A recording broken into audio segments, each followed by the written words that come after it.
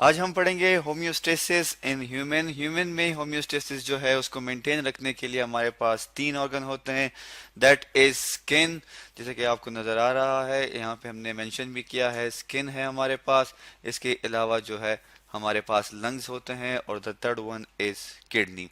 लेकिन हम फिलहाल स्किन और लंग्स को डिस्कस करेंगे। आगे हम वीडियोस में डिस्कस करेंगे किडनीज के बारे में। अगर हम स्किन का जो टेक्सचर है या उसकी डायग्राम है उसको ड्रा करने की कोशिश करते हैं और समझते हैं कि स्किन किस तरह का फंक्शन करता है, ये हम ड्रा कर लेते हैं एक लाइन ऐसे। इसको हम डबल कर लेते हैं यहाँ से यूं करके, और ये हमारे पास एक लेयर बन जाती है स्किन की, जिसे हम कहते हैं एपिडर्मिस। एपी कहते हैं, हमने पहले भी पढ़ा था, एपी कहते हैं अबव को और डर्मिस कहते हैं लेयर को।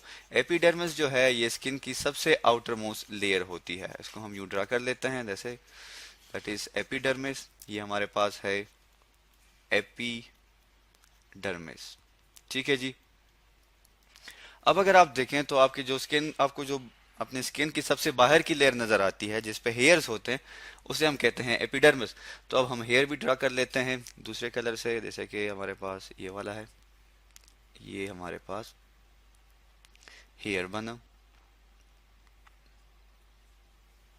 ठीक है जी, that is here.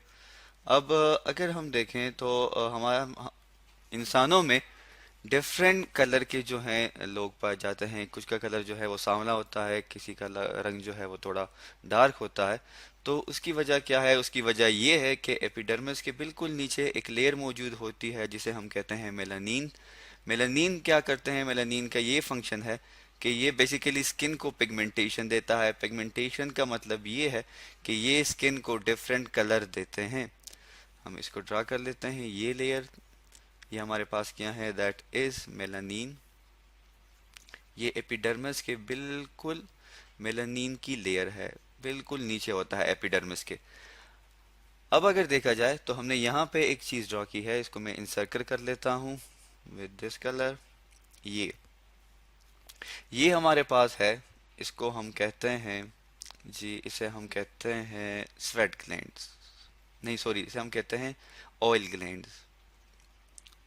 That is oil glands. Oil glands का क्या फंक्शन है? ऑयल ग्लैंड्स का ये फंक्शन है कि ये स्किन को प्रोटेक्ट करता है ड्राइनेस से। इसके अलावा जहाँ पे हेयर्स मौजूद होते हैं वहाँ पे ये ग्लैंड ज़रूर मौजूद होगा, और ये हेयर को भी ऑयल सिक्रीशन, या ये ऑयल सिक्रीट करके हेयर के टेक्सचर को भी प्रोटेक्ट करता है।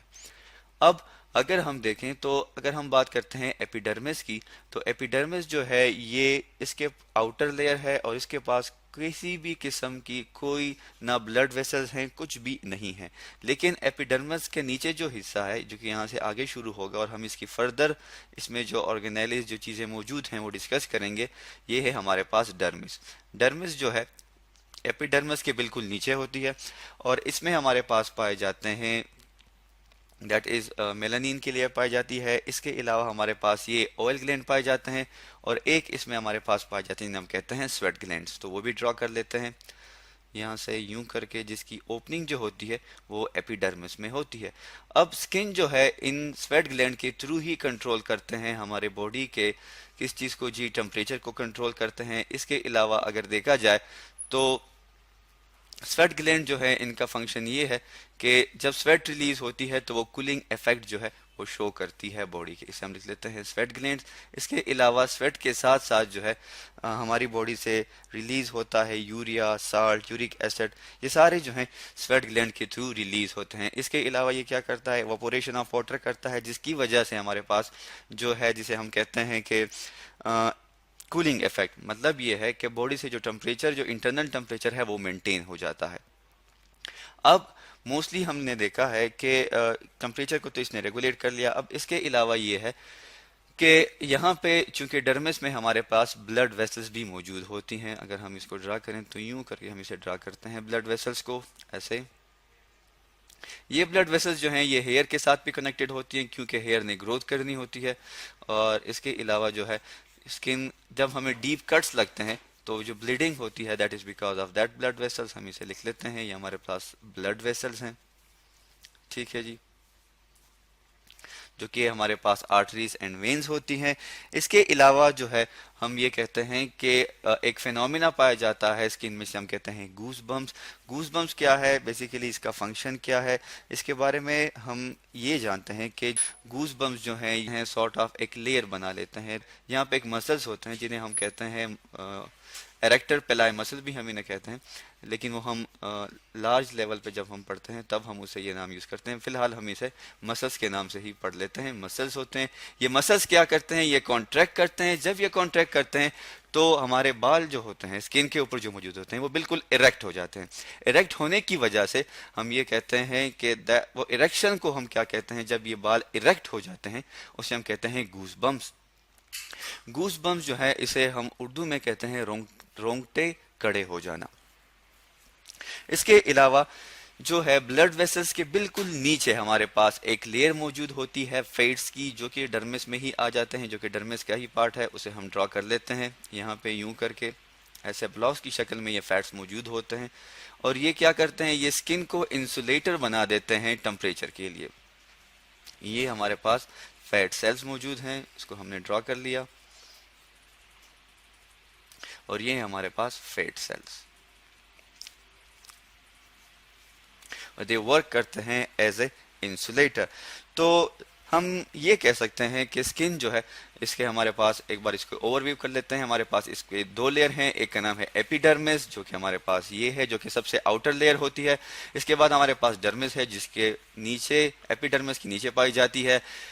एपिडर्मिस जो है इसके पास कोई ब्लड वेसल नहीं होते और ना ही कोई इसके पास एज सच कोई दूसरे ऑर्गेनेलिस होते हैं, लेकिन डर्मिस जो है इसके पास मौजूद होते हैं मसल्स, मेलानिन की layer, blood vessels, fat cells, इसके अलावा स्वेट ग्लैंड्स और ऑयल ग्लैंड्स ये मौजूद होते हैं। और इन्हीं के थ्रू स्किन जो है वो क्या करती है, हेल्प करती है होम्योस्टेसिस में ह्यूमन बॉडी में। चलिए जी, अब हम बात करते हैं लंग्स की, दैट इज लंग्स। लंग्स किस तरह हमारी बॉडी में होम्योस्टेसिस को मेंटेन रखते हैं। अब हम एक स्केच ड्रा कर लेते हैं जिससे हमें पता चले। हमारे पास सेल्स होते हैं, सेल्स में हो जाती है cellular respiration. Cellular respiration,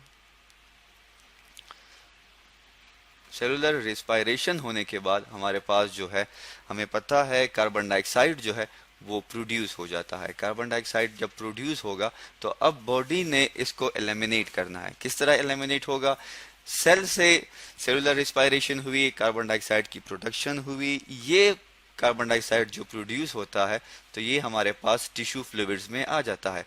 tissue के फ्लूइड को हम लिम्फ बी कहते हैं, इसको हम लिम्फ बी कहते हैं, LYMPH। लिम्फ हमारे पास क्या है, that is blood without RBC. इसे हम क्या कहते हैं, ब्लड विदाउट आरबीसी। लिख लेते हैं, ब्लड विदाउट आरबीसी। हमारे पास क्या है, रेड ब्लड सेल्स, ये हमारे पास लिम्फ होते हैं। अब टिश्यू फ्लूइड से वो इंटर हो जाता है किसमें जी, इनटू द ब्लड, और ब्लड से ये इंटर हो जाता है लंग्स में, और लंग्स के थ्रू फिर हम इसे एक्सपेल आउट कर देते हैं, रिमूव कर देते हैं। ठीक है जी, रिमूव टू आउटसाइड। यूं हमने आज पढ़ा किस चीज़ के बारे में, लंग्स के बारे में और स्किन के बारे में, कि वो किस तरह बॉडी के होम्योस्टेसिस को मेंटेन रखते हैं।